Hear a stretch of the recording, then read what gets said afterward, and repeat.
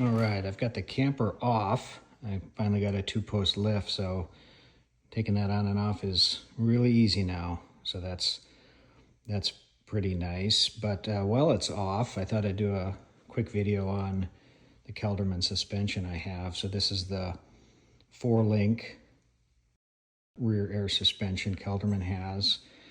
I mentioned before that I had a Ram 4500 before this that I did the Kelderman 2-stage rear suspension on. And when I got that, it you know, they ride pretty rough, as you know, empty. I came from a 2500 prior to that, so, you know, definitely wasn't expecting a car-like ride, but, you know, pretty rough if you're going to drive it a lot unloaded. So I'd done some research looking at the two Kelderman options.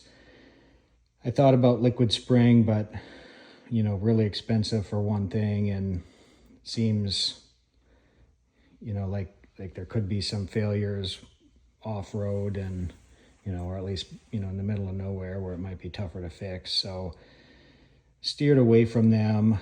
Couldn't find a lot of info on the ride quality difference between the two Kelderman options, so I called them. They actually said ride quality is very, very similar, if not the same. They said just the adjustability of the 4-link is one of the biggest advantages. So ended up putting the 2-stage on, which is a fairly simple install. Kelderman is not known for their instruction quality, which it was fine. The 2-stage is pretty simple, pretty self-explanatory. Basically, you take your rear shackle off and bolt a heavy-duty swing arm right here in the rear position with a single airbag holding that swing arm level, and then your shackle attaches to that. So you've still got your leaf spring action, you know, that's one of the stages, and then that airbag and you know, swing arm is the other stage, they call it. So ride quality much improved. I mean, it was a night and day difference when I put that on. It took 3-4 hours to install it. Wasn't too bad. So really was happy with that. And then when I got this truck, the guy I bought it from had already put the 4-link on, so can't really comment on the install. Definitely a little more involved. You've got you take your front spring hanger off and put this bracket on with the control arms.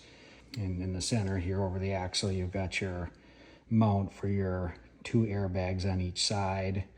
And then you've got a bracket there in the middle across the axle with your panhard bar keeping things centered. I had these King hydraulic bumps from a different project, and I thought, you know, what the heck, I'll make a little bracket and use them at least. And so not sure what difference it makes, but probably helps. They definitely cycle a few inches. That's the setup. And then obviously you take everything behind the axle is gone, so you don't have your shackle back here. Really love the ride on this. Rides just as good empty as it does with a load. I agree with Kelderman though. I think the ride quality with the 4-link compared to the 2-stage, I can't tell much difference at all. So this is definitely more adjustable. You know, I could probably go up and down to level a camper by a good 6 inches plus, front to back. Side to side, not as much. You know, you let a bunch of air out of one side and the other side drops a fair amount too when it's that heavy. But I'm sure there's 2-3 inches of side to side probably.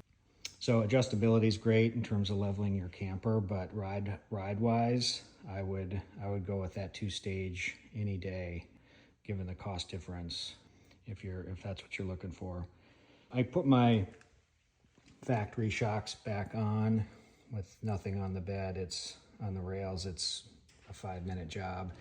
The Kelderman service body valve shocks are great for when the ambulance is on.